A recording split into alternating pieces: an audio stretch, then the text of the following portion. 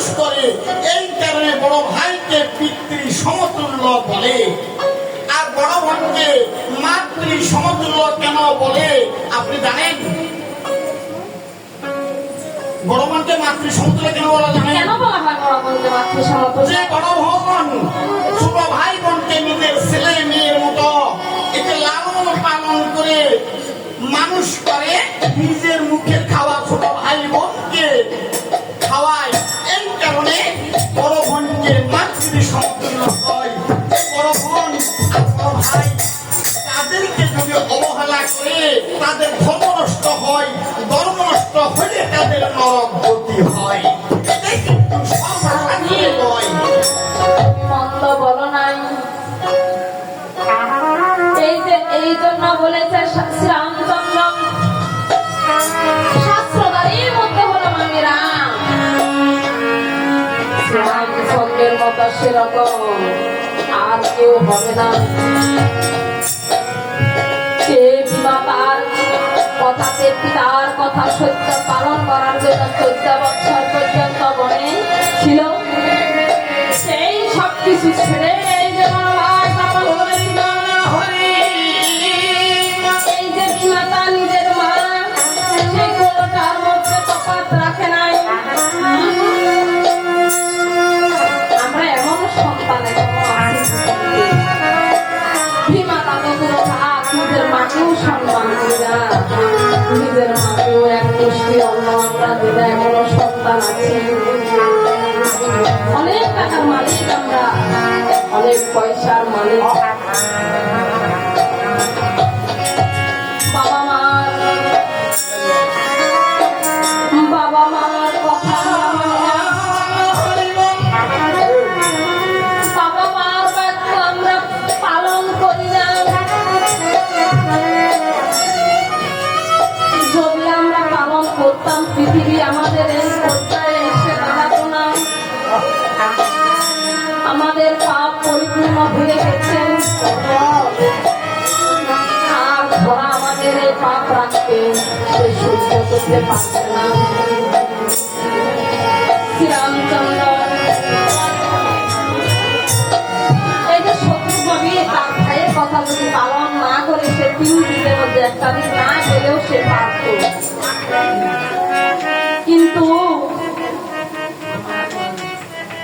কিন্তু সেই বাবার মতো সে বড় ভাইয়ের ভাগ্য সে পালন করলো, কারণ তার অপরাধ হবে। আমরা এই সমাজে এখন অনেক আছে, বাবা যদি বলে বাবা রে আমি আজকে পারবো না, বাবা আজকে বাজারে গিয়ে তুমি একটু বাজারটা করে নিয়ে আসো। আর সময় নেই, আমার সময় নাই, আমার কাজ আছে। আসলে এমন সন্তান, আবার এমন সন্তানেরা আছে আপনি ঘুরলে দেখবেন নিজের সুনাম রাখার জন্য, নিজের মান রাখার জন্য, নিজের নাম রাখার জন্য অনেক দান দক্ষিণা করে, লক্ষ লক্ষ টাকা দান করে। আবার এমনও সন্তান আছে বাবা মা জীবিত থাকতে এক মুঠো ভাত তাদের খাওয়ানোর কথা চিন্তা করে না, কিন্তু যখন বাবা মা মারা যায় 3 গ্রাম চিনিতে টাকা করে খাওয়ায়। এরকম সব সন্তান ওরকম হয় না। সব সন্তান আমার ওরকম যদি হতো তাহলে পৃথিবী একদিকে এই জন্য আমাদের হাতে 5টা আঙুল সমান নাই।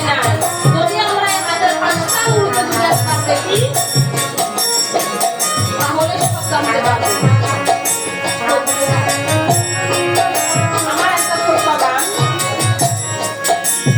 যদি আপনারা শুনেন তাহলে আমি বলবো। ও তুমি জীবিত থাকতে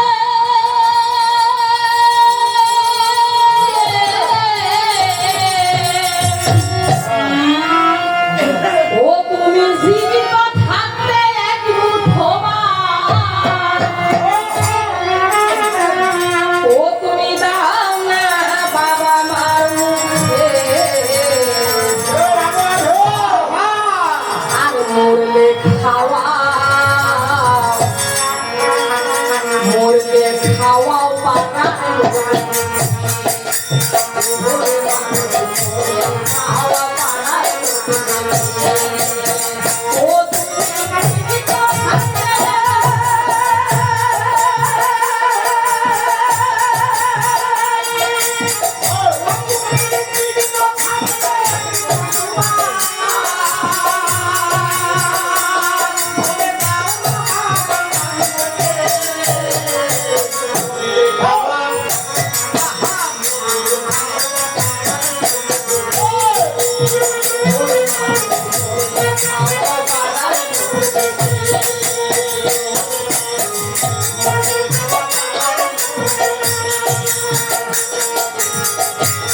এই যে ব্যাংক ব্যালেন্সে অনেক টাকা রাখা হয় আমি যদি মাসে 10,000 করে রাখতে পারি আমার এক বছরে 1,20,000 টাকা হবে আরে বাবা মা বাবুলো হয়ে গেছে আজ না হোক কাল সে পৃথিবীতে বিদায় হয়ে যেতে হবে আমার সন্তান আছে আমার সংসার আছে আমি সেগুলো দেখতে হবে আরে মাসে হে অনেক টাকা ব্যাংকে রাখো জমা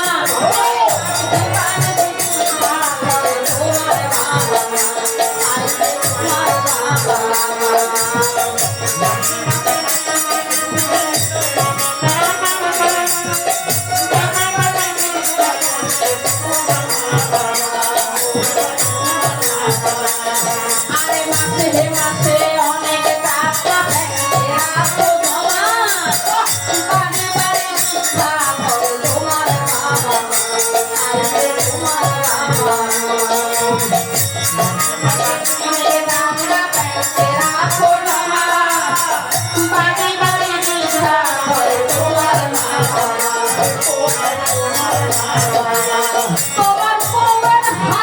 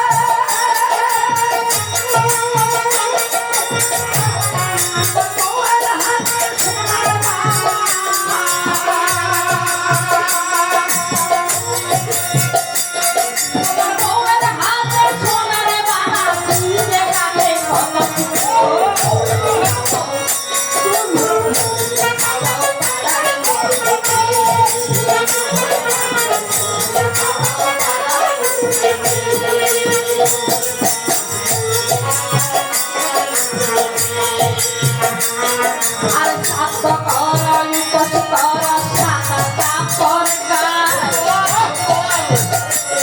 ওরে কেউ 10 দিন কেউ 1 মাস তারপর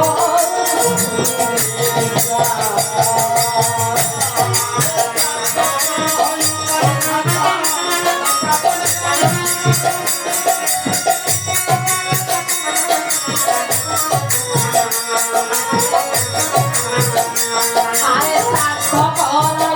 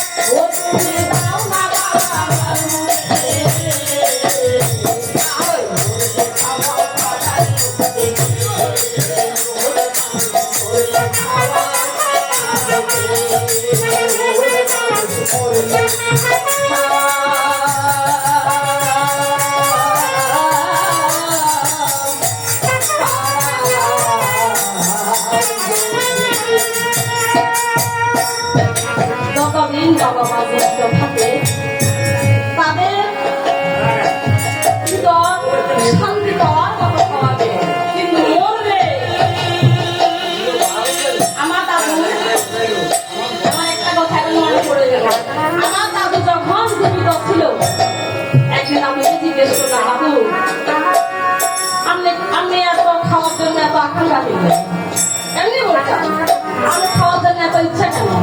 তো বলতো যে শোন, আমার খাওয়ার জন্য ইচ্ছে কি জানিস, আরে এখন যদি না খাওয়ার মরলে এত বড় কবি ফল জল বৃষ্টি অনেক কিছু মিলে আমার দিয়ে আসবি, আমি খাবো না কুকুরে খাবে,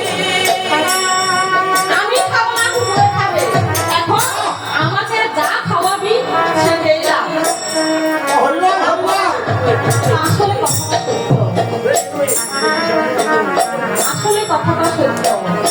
এই পৃথিবীতে বাবা মার মতো আমার আপন কেউ হবে না।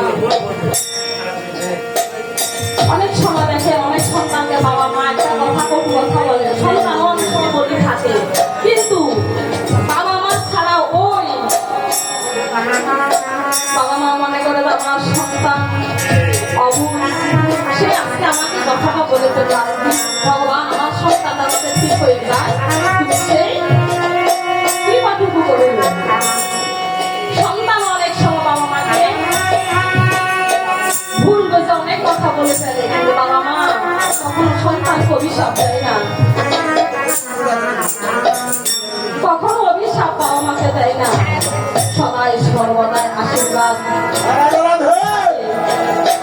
আজকে আমি যে জায়গায় এসে দাঁড়িয়েছি সম্পূর্ণ আমার এই বাবা মার আশীর্বাদ, আমার এই বাবা মার আশীর্বাদ করিলাম। আজকে আমি এই জায়গায় আমি দাঁড়াতে পারতাম না, আমার এই সম্পূর্ণ কিছু ভগবান হচ্ছে আমার এই বাবা মা। আমি যখন 4.5 বছর আমার আমাকে বাবা এক জায়গায় অনুষ্ঠানে নিয়ে গিয়েছিল, বাবা আজকে তুমি আমার সাথে যাবে,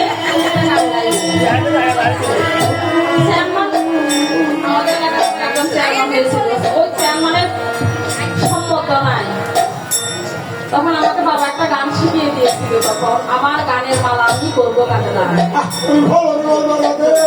আমার এখনো কথা একটু মনে আছে, আমি গানটা গাইতেছি কিন্তু আমাকে কেউ দেখতেছে না,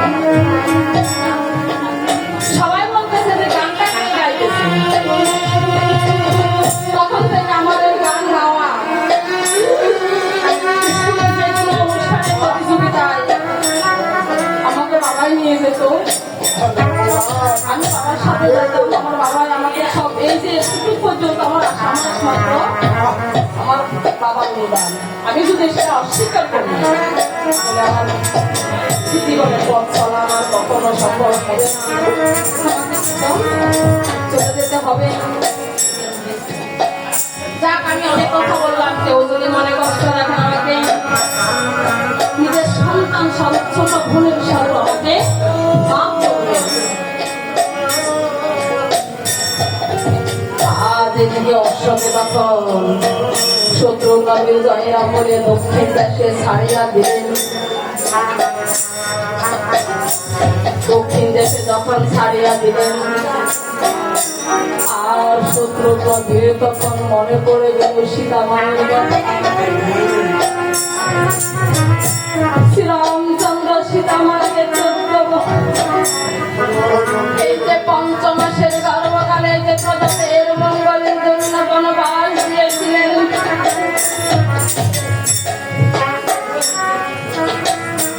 আজ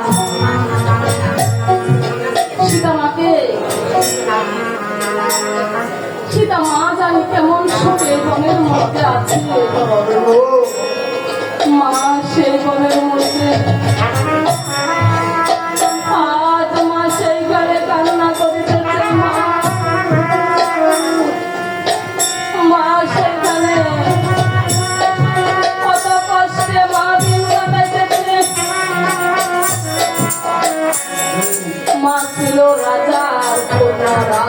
পুত্র বধূ আজ মায়ে ঘরের মধ্যে মায়ের গায়ে কাছে আমি কোথায় যাবো আমি কার কাছে থাকবো আমার ঘরের মধ্যে আমার কেউ নেই কৌশিকা কাঁদে